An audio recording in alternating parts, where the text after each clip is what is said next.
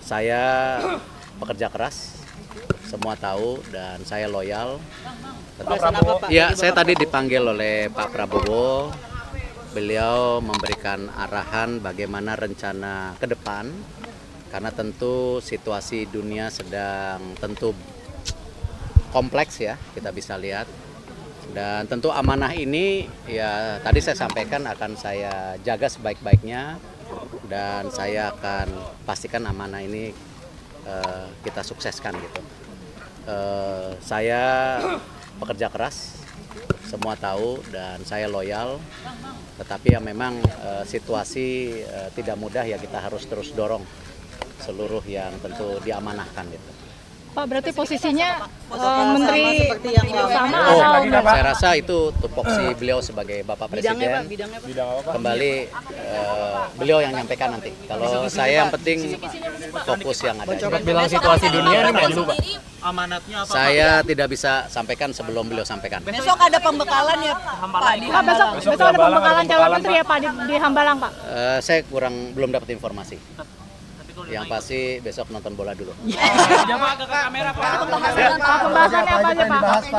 Pertama tadi saya baru dipanggil setengah jam yang lalu, ada telepon dari Pak Teddy.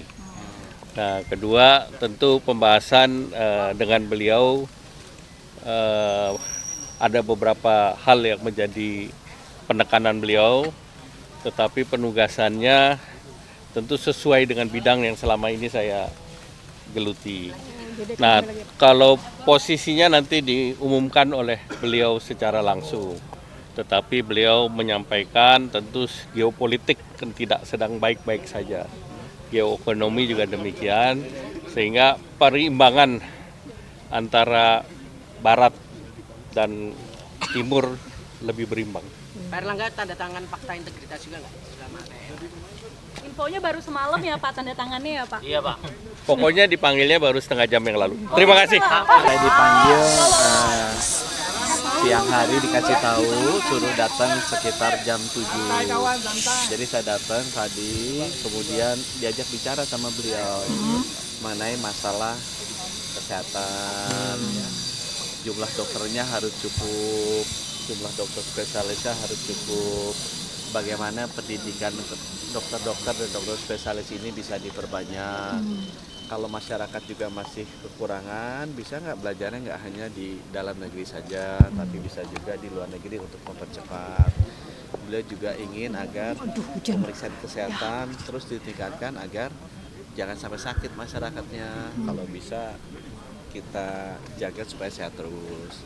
Beliau juga pesankan ada penyakit-penyakit yang menurut beliau harusnya sudah bisa diatasi di Indonesia seperti tuberkulosis sama malaria.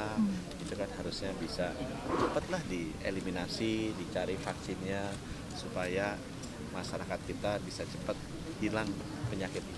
Berarti Menkes lagi ya Pak? Lanjut lagi ya Pak? Lanjut Menkes ya Pak?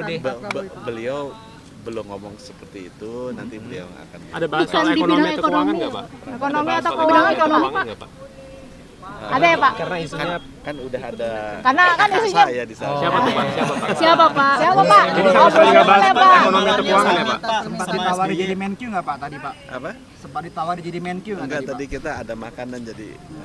Jadi full bahas kesehatan Pak. Kesehatan ya Pak? Bukan bidang ekonomi Pak sama sekali Pak. Cocok dengan Ibu Sri Mulyani aja ya Pak? Oh kan kita duduknya di sebelahnya sama Ibu Sri. Oke, lanjut Menkes ya Pak? Sendiri-sendiri. Sendiri ya Pak? Ada apa lagi? Berarti ke depan Pak, TBC berat- jadi fokus ya Pak ya? TBC dan malaria, Malaria. screening kesehatan, dan juga pendidikan dokter dan dokter spesialis. Pak, berarti Depan ada besok malaria summit ya Pak katanya Pak? Pak, berarti besok ke Hambalang dong Pak? Kenapa? Besok ke Hambalang? Waduh, belum dikasih tahu. Pak, pemanggilan Bapak tuh mendadak juga nggak Pak? Atau Tadi ada di- sebenarnya perubahan yang mendadak itu Pak? Hari ini saya dipanggil. Jam berapa Pak? Jam berapa Pak? Baru ya? Siang jam 1-an. Oke, makasih Pak Budi. Sampai malam ya. Serong kanan dikit Pak. Ya boleh Pak, langsung Pak, tadi apa yang dibahas Pak dalam Tadi kami baru tiba dari Wanam, kemudian ditelepon beliau Pak Teddy untuk menghadap Bapak Presiden terpilih. Ada nggak sih soal-soal yang disoroti oleh Pak Prabowo selama perbincangan Bapak? Diskusi sekitar pertanian bidang kami. Berarti lanjut ya Pak ya? Lanjut buat lumbung pangan di Merauke ya Pak?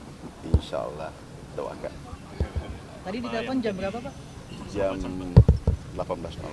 Pak ditawarkan opsi menteri lain nggak Pak? Diskusi masalah pertanian nanti. Berarti lanjut Pak ya. Fokus pada swasembada. Kita harus mandiri pangan, kita memenuhi kebutuhan pangan dalam negeri.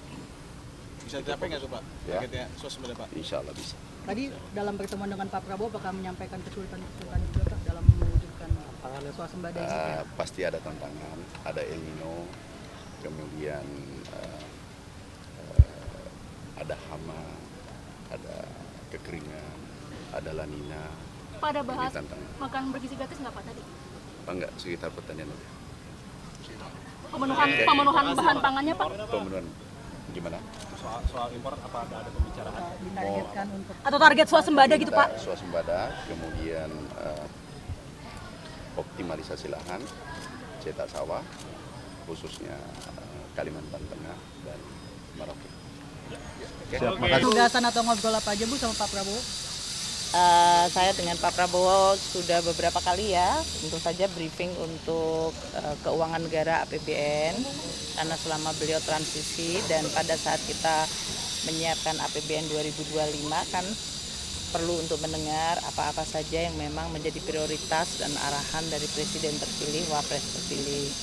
Jadi kami selalu konsultasi, kemudian kita juga berdiskusi mengenai berbagai langkah untuk memperkuat Kementerian Keuangan dan Keuangan Negara untuk bisa mendukung program-program beliau. Makanya berbagai arahan mengenai pengelolaan dari sisi penerimaan negara, pajak, bea cukai, PNBP, belanja negara untuk kementerian lembaga maupun untuk transfer ke daerah, dan juga berbagai investasi yang dilakukan itu perlu dioptimalkan, ditingkatkan kualitasnya, diyakinkan untuk efektivitasnya, terutama untuk manfaat kepada masyarakat. Beliau perhatian sangat kepada bagaimana dampak APBN kepada masyarakat. Itu menjadi tekanan beliau. Jadi kita diskusi cukup lama dan panjang ya selama ini dengan beliau, dan oleh karena itu pada saat untuk pembentukan kabinet beliau meminta saya untuk menjadi Menteri Keuangan kembali.